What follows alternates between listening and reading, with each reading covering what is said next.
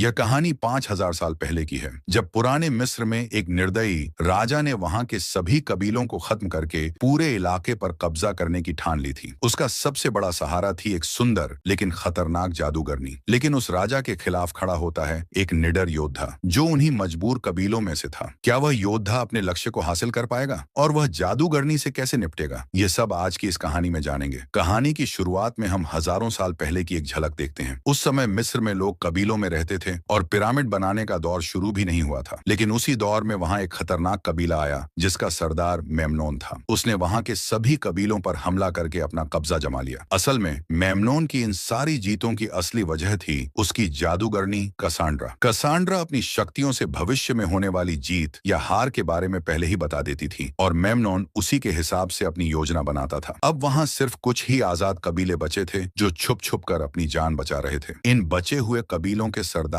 भी अब मेमनोन से युद्ध करने से डरते थे। इसकी सबसे बड़ी वजह थी जादूगरनी कसांड्रा, क्योंकि वे अच्छे से जानते थे कि कसांड्रा के रहते हुए कभी भी मेमनोन से जीत नहीं सकते। लेकिन उनमें से एक कबीले का सरदार जिसका नाम फिरून था, वह अभी भी मेमनोन से लड़ने का इरादा रखता था। इसीलिए वह एक कबीले के 3 जांबाज योद्धाओं को बुलाता है जो बेहद खतरनाक थे। उनमें से सबसे बेहतरीन योद्धा का नाम था मथायस। फिरून उन तीनों से कहता है कि वे मेमनोन की जादूगरनी कसांड्रा को मार दें। इसके बदले में वह अपने खजाने के बचे हुए आखिरी बेशकीमती पत्थर उन्हें देता है। ये सुनकर वे तीनों योद्धा कसांड्रा को मारने के लिए तैयार हो जाते हैं। लेकिन फिरून का बेटा अपने पिता के इस फैसले से बिल्कुल भी खुश नहीं है। इसके बाद मथायस और उसके साथी मेमनोन की तरफ बढ़ने लगते हैं। अब वे तीनों वहां पहुंच जाते हैं जहां मेमनोन और जादूगरनी कसांड्रा रुके हुए थे। वहां पहुंचकर वे कसांड्रा को ढूंढने लगते हैं। लेकिन इससे पहले कि वे कसांड्रा को ढूंढ पाते, अचानक मेमनोन के सैनिक उन पर तीरों से हमला कर देते हैं। मथायस किसी तरह बच जाता है, लेकिन उसके दोनों साथियों को तीर लग जाते हैं। इनमें से एक साथी वहीं मारा जाता है, जबकि दूसरा, जो मथायस का भाई होता है, जख्मी हो जाता है। मेमनोन के सैनिक उसे पकड़कर बंदी बना लेते हैं। दूसरी तरफ मथायस किसी तरह जादूगरनी कसांड्रा तक पहुंच जाता है और उसे मारने ही वाला होता है। लेकिन तभी कसांड्रा कहती है, तुम्हारे साथ धोखा हुआ है। इससे पहले कि मथायस कुछ समझ पाता, वहां मेमनोन के सिपाही आ जाते हैं। मथायस उनके साथ लड़ने लगता है, लेकिन अचानक मेमनोन के सिपाही उसे पकड़ लेते हैं और उसे मेमनोन के पास ले जाते हैं। वहां पर सरदार फिरून का बेटा भी मौजूद होता है। उसने अपने पिता को मारकर मेमनोन से दोस्ती कर ली होती है। इसी दौरान मेमनोन के सिपाही मथायस के भाई को भी वहां लाते हैं, जो अभी भी जिंदा होता है। अब मेमनोन मथायस के भाई को उसकी आंखों के सामने ही मार देता है। इसके बाद वह मथायस को भी मारने ही वाला होता है कि तभी कसांड्रा उसे रोक लेती है। कसांड्रा मेमनोन से कहती है कि मथायस को मत मारो। वह चेतावनी देती है, अगर तुमने या तुम्हारे किसी आदमी ने मथायस को मारा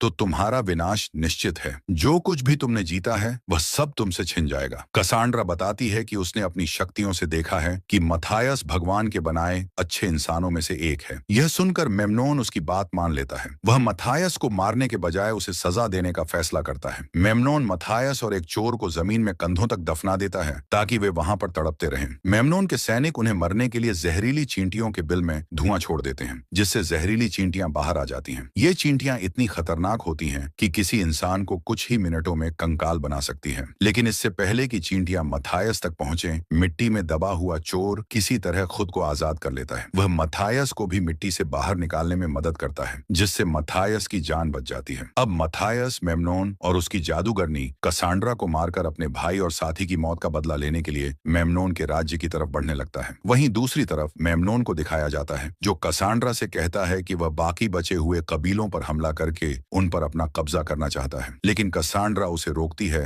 और कहती है, लड़ाई और खून खराबे से कभी किसी का भला नहीं हुआ है। इस पर मेमनोन जवाब देता है, मैं पूरी दुनिया पर राज करना चाहता हूँ और जब मैं सारी दुनिया जीत लूंगा तब मैं तुमसे शादी करूंगा। कसांड्रा कहती है, अगर मैंने तुमसे रिश्ता जोड़ा तो मेरी सारी शक्तियां हमेशा के लिए खत्म हो जाएंगी। मेमनोन जवाब देता है, जब मैं पूरी दुनिया को जीत लूंगा तब हमें तुम्हारी शक्तियों की जरूरत नहीं पड़ेगी। वहीं दूसरी तरफ मथायस और वह चोर मेमनोन के राज्य में पहुंच जाते हैं। वहां एक बच्चा मथायस का वो बैग चुरा लेता है जिसमें बेशकीमती पत्थर होता है। लेकिन आखिरकार मथायस उस बच्चे को पकड़ लेता है। दरअसल यह बच्चा वहीं का रहने वाला होता है, इसलिए उसे उस जगह के हर कोने कोने की पूरी जानकारी होती है। मथायस उससे कहता है कि वह उसे मेमनोन के महल तक ले जाए। इसके बदले में मथायस उसे एक कीमती पत्थर देने का वादा करता है। बच्चा इस प्रस्ताव को मान लेता है और मथायस को महल के अंदर ले जाता है। महल के अंदर उन्हें एक बूढ़ा आदमी मिलता है जो वहां बारूद बना रहा होता है। असल में यह बूढ़ा एक वैज्ञानिक होता है है जो मेमनोन के लिए नए नए हथियारों का आविष्कार करता है। लेकिन वह बूढ़ा आदमी भी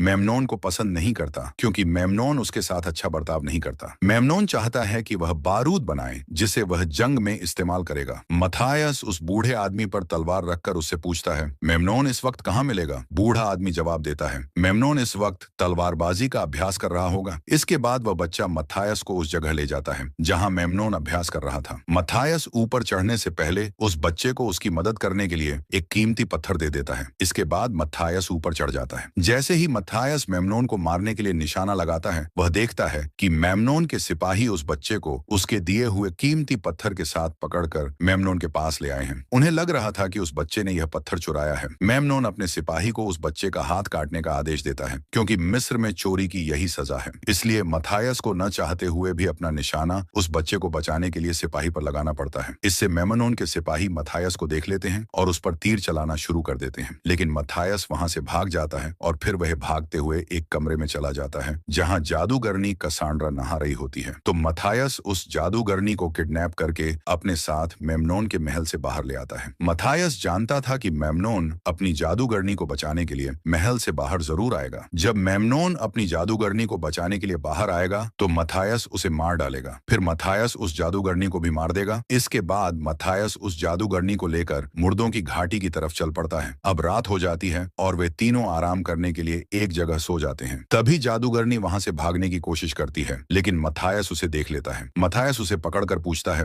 क्या तुम भागकर मेमनोन के पास जाना चाहती हो? जादूगरनी जवाब देती है, नहीं, मैं उसके पास कभी नहीं जाऊंगी क्योंकि उसने मुझे बचपन से बंदी बनाकर रखा है। फिर मथायस उससे पूछता है, आखिर उस रात तुमने मेरी मदद क्यों की थी? जादूगरनी उसे बताती है, मैंने अपनी भविष्यवाणी में देख लिया था कि तुम मुझे मेमनोन के महल से छुड़ा लोगे। यह सुनकर मथायस कहता है, तुम अगर यहाँ से जाना चाहो तो जा सकती हो, लेकिन बाहर की दुनिया मुझसे भी ज्यादा खतरनाक है। इस पर जादूगरनी निर्णय करती है कि अब वह मथायस के साथ ही रहेगी। फिर अगले दिन वे तीनों अपने सफर में आगे बढ़ने लगते हैं। लेकिन तभी मथायस देखता है कि मेमनोन ने अपने कुछ सिपाहियों को भेजा है उन्हें मारने के लिए। यह देखकर मथायस अकेले ही उनसे लड़ने के लिए चल पड़ता है। दरअसल मथायस को पता होता है कि रेगिस्तान में बहुत जल्दी तूफान आने वाला है, इसलिए वह अपनी आंखों में एक पट्टी बांध लेता है ताकि रेतीले तूफान से अपनी आंखों को बचा सके। जैसे ही मथायस उन सिपाहियों के करीब पहुंचता है, तभी उसके पीछे से एक बहुत बड़ा रेतीला तूफान आ जाता है जिससे मेमनोन के सिपाहियों को कुछ भी नहीं दिखता। इसका फायदा उठाकर मथायस एक एक करके मेमनोन के सभी सिपाहियों को मारने लगता है। लेकिन तभी मेमनोन के कमांडर को एक गुफा नजर आती है तो वह जल्दी से अपने बचे हुए सिपाहियों को लेकर उस गुफा के अंदर चला जाता है। फिर मथायस भी उनके पीछे गुफा में चला जाता है। अंदर आने के बाद मथायस एक एक करके उन बचे हुए सिपाहियों को मार देता है। यह सब देखकर मेमनोन का कमांडर डर के मारे अपनी जान बचाकर उस गुफा से बाहर निकल आता है। तो मथायस उसे पकड़ लेता है, लेकिन वह मरने से पहले मथायस को एक तीर मार देता है। दरअसल यह तीर मेमनोन ने उसे दिया होता है जिसमें बिच्छू का जहर लगा हुआ था, जिससे मथायस के पूरे शरीर में जहर फैल जाता है और वह वहीं पर बेहोश हो जाता है। अब रात को मथायस मरने की कगार पर होता है, लेकिन जादूगरनी कसांड्रा अपनी जादू से उस जहर को उसके शरीर से बाहर निकाल देती है और इस तरह मथायस की जान बच जाती है। अगले सुबह जब मथायस उठता है तो उसे मेमनोन के सिपाही के पास एक पक्षी मिलता है। वह उस पक्षी के जरिए मेमनोन को संदेश भेजता है कि उसके सारे सिपाही मारे गए हैं, लेकिन मेमनोन झूठ बोलता है कि मथायस मर चुका है ताकि युद्ध से पहले उसके सिपाहियों का हौसला न टूटे। फिर भी उसके सिपाही कसांड्रा के बारे में बार बार पूछने लगते हैं तो मेमनोन उनसे झूठ बोलता है कि कसांड्रा महल पर ही है और उसकी तबीयत ठीक नहीं है। वह नहीं चाहता कि कसांड्रा की वजह से उसके सिपाहियों का हौसला जो हमेशा से बुलंद रहा है टूट जाए। वहीं दूसरी तरफ मथायस, कसांड्रा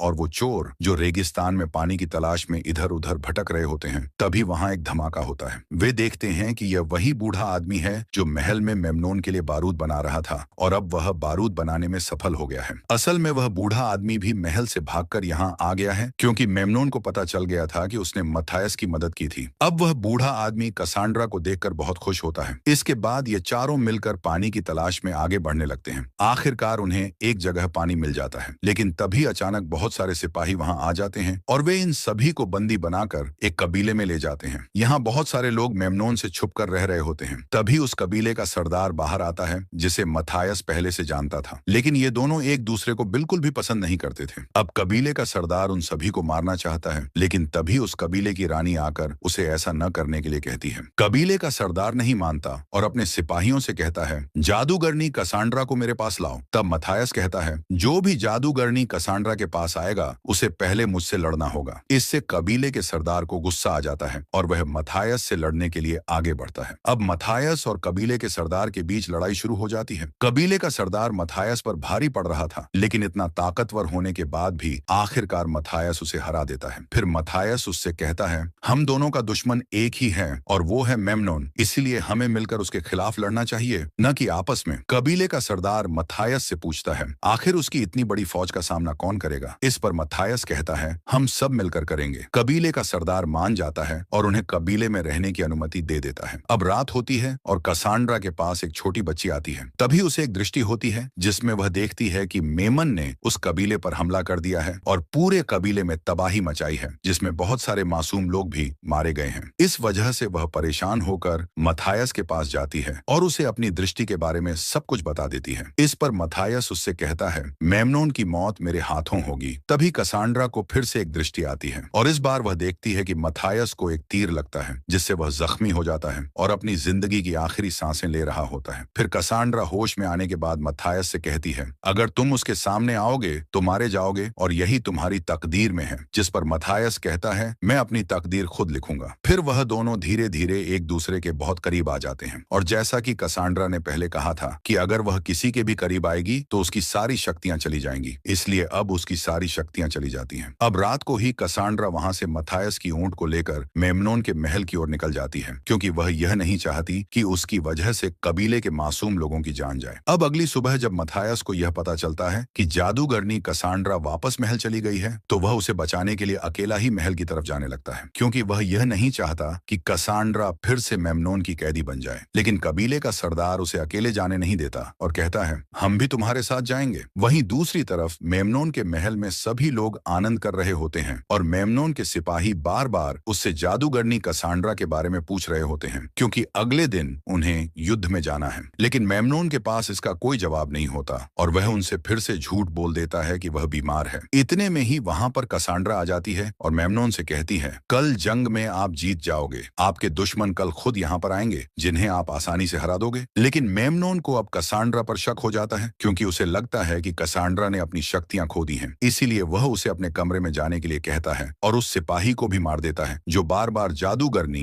कसांड्रा के बारे में पूछ रहा था। फिर वह अपने खास सिपाही से कहता है, तुम महल की पहरेदारी करो। वहीं दूसरी तरफ मथायस और कबीले के लोग भी महल के अंदर आ जाते हैं, जहां वह बूढ़ा आदमी जिसने बारूद बनाया था उस चोर के साथ मिलकर बारूद को महल के सामने बिछाना शुरू कर देता है। इसके बाद हम मेमनोन को देखते हैं जो जादूगरनी कसांड्रा की शक्तियों का इम्तिहान लेने के लिए 6 पॉट मंगवाता है, जिनमें से 4 पॉट के अंदर जहरीले सांप होते हैं और 2 पॉट खाली होते हैं। वह कसांड्रा से कहता है कि वह इनमें से खाली पॉट के अंदर हाथ डाले, लेकिन जादूगरनी कसांड्रा उस पॉट के अंदर हाथ डालती है जिसमें सांप होता है। वह सांप को निकालती है और कहती है, तुम्हारा वक्त आ चुका है। लेकिन इससे पहले कि मेमनोन कसांड्रा को मार पाता, तभी वहां मथायस आ जाता है। अब मेमनोन और मथायस एक दूसरे के सामने होते हैं और दोनों में लड़ाई शुरू हो जाती है। वहीं दूसरी तरफ हम देखते हैं जहां कबीले का सरदार मेमनोन के सिपाही को मार रहा होता है। तभी वहां पर सरदार फिरौन का बेटा भी आ जाता है, जिसने कहानी की शुरुआत में अपने ही पिता को मारकर मेमनोन से हाथ मिला लिया था। इस वजह से मथायस का भाई भी मारा गया था। अब कबीले का सरदार उसे भी मार देता है। दूसरी तरफ जब मथायस और मेमनोन की लड़ाई चल रही थी, तब मेमनोन धोखे से मथायस की आंखों में चिगारी डाल देता है और उसे दूर फेंक देता है। तभी वहां पर मेमनोन का एक सिपाही आ जाता है जो मथायस पर तीर मारने ही वाला होता है, लेकिन इससे पहले जादूगरनी कसांड्रा उसकी तरफ भागती है ताकि वह मथायस को बचा सके। लेकिन जब मथायस यह देखता है तो वह कसांड्रा को पकड़कर घूम जाता है, जिससे तीर उसकी पीठ पर लग जाता है और यह वही सीन होता है जिसे कसांड्रा ने अपने विजन में देखा था। तभी वह सिपाही अपनी तलवार लेकर मथायस की तरफ बढ़ता है, लेकिन इससे पहले कसांड्रा उसे मार देती है। वहीं मथायस जो अब बहुत ही जख्मी होता है, तभी उसे वहां पर पड़ी हुई एक धनुष दिख जाती है, जिसे वह उठा लेता है और अपनी पीठ पर लगे हुए तीर को निकालकर मेमनोन की तरफ निशाना लगाता है। वहीं मेमनोन जो कि इस तरह के तीर को रोकने में माहिर होता है, लेकिन इस बार तीर इतनी ज्यादा तेज होती है कि वह सीधे जाकर मेमनोन के सीने में लगता है और मेमनोन महल के ऊपर से गिरने लगता है। उसी वक्त वह चोर भी बारूद में आग लगा देता है और वहां एक बहुत बड़ा धमाका होता है और मेमनोन सीधा जाकर उस आग में गिरता है, जिससे वह जलकर वहीं मर जाता है। इस तरह मेमनोन का अंत हो जाता है और अब वहां सब लोग मथायस को